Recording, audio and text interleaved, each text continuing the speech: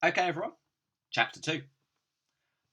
After school, we changed out of our uniforms and went up to the cemetery, right out near the hawthorn boundary, hunting for wanderers. It was Jed's idea. Come on, he called down. Who's coming up next?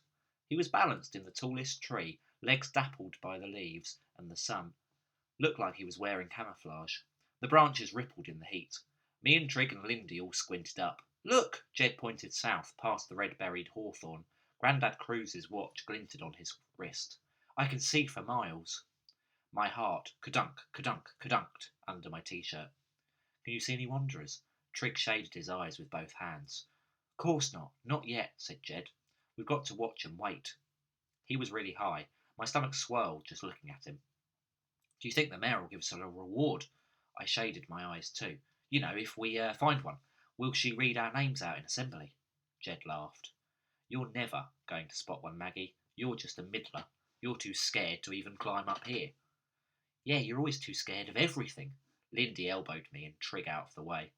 Watch out, Jed. I'm coming up next. Jed grinned. It was his idea of heaven, sitting on a branch with Lindy all to himself. She walked between the two graves set under the tree. The headstones had ancient names carved into them. William Whittington and Georgina Millicent Cruz. Georgina Millicent Cruz was my great-great-great-great-grandmother.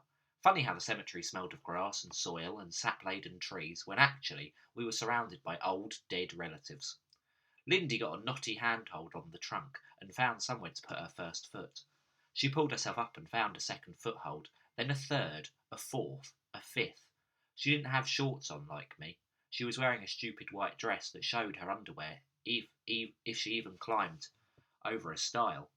She was nearly up to Jed. My mouth went dry. They were right. I was scared. Of climbing. Of hunting for wanderers. Of everything. So what, though? So what? We were never going to find one anyway. Jed had out his hand to Lindy. She grabbed it. She leaned away from the trunk and let go with her other hand. Her foot slipped on the dry bark. Their hands slid apart. Her stupid dress blew up around her waist. She bounced head first off the William Whittington gravestone and landed on the ground, blood all over her face. She lay there, still as you like. The sound her head made on the gravestone replayed itself in my ears. Crunk. Like being whacked with a brick.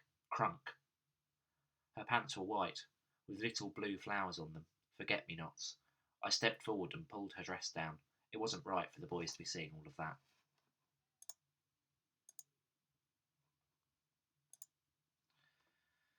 No one screamed. No one shouted. Jed said something unrepeatable, but he said it really quiet, like his voice had been squashed by the shock. Then he had scrambled, half jumped down from the tree. He tried pulling Lindy up, but he couldn't lift her. Her blood got all over his hands. He pushed his hair out of his eyes and left a messy red stripe across the side of his head. Lindy, he said in his squashed voice. Lindy, Lindy, Lindy. She's dead, I said. No, she's not. She can't be, said Jed. We have to do something.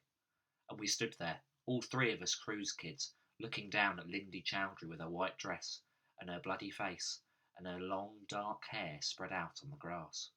You have to check if she's breathing. It was Trig. Trig, who can't even hop or run or tie proper reef knots. If she's not, you have to breathe for her. First aid. We did it in school, remember? Ages ago. He swallowed. And one of us has to run for help. Jed knelt down next to Lindy. I'm not leaving her. You go, Maggie. Me? Quick, Maggie, you got to run. So I ran.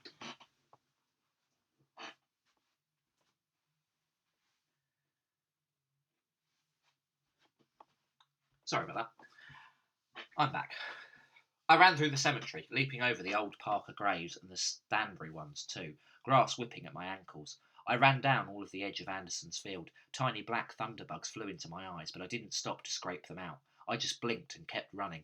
At the bottom of the field, I jumped over the sun-dried mud ridges and didn't trip even once. I skimmed round the side of the old caravan park south of the town, all the time shouting, Help! Help! Dr. Sunita! I gasped godfuls of hot, woolly air. I shouted for Mrs. Chowdhury too. Mrs. Chowdhury! Mrs. Chowdhury! I leapt across the allotments, between courgettes, rhubarb, tomatoes. What is it, girl? I stopped so quick I nearly fell over. It was Elsie Weather, kneeling in the strawberry beds. Just my luck. What is it, girl? What went wrong?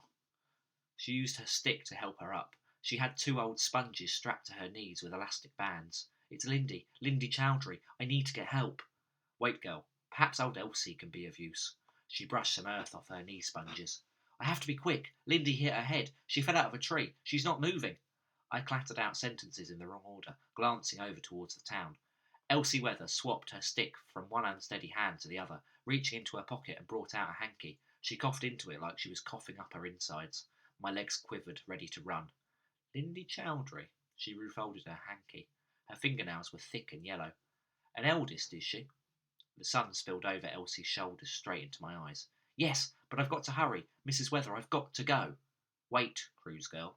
She reached forward and grabbed my hand. How old is she, this Lindy? Her thumb bone pressed hard into my palm. I tried to pull away. How long till she goes to camp? Mrs. Weather, I don't have time. She pulled me towards her, breathed into my face. I coughed. How old is she? How long till she goes to camp? It was Lindy's 14th 2 nights ago. Everyone was there, even Elsie. She can't have forgotten, can she? She's 14. She's going on Saturday. I pulled my hand away, right out of her grip. Her thumbnail scraped my skin. I'm sorry, Miss Weather. I've got to go. I'm sorry. Storm's coming, she called out after me. I ran, away from Elsie, away from the caravans, over to the town. The Parker brothers were coming out of the Frog Alley. Robbie, Neil, Griff and Lyle, all thick beards and rolled up sleeves. Help! I called out. Help! We need help! Okay, guys, that's chapter 2. A little bit more sinister than the last one. We'll have to wait and see what happened to Lindy in the next chapter. There is no task set from this work today. Your English will be set separately. Check the blog page for more information. Well done, thank you, bye.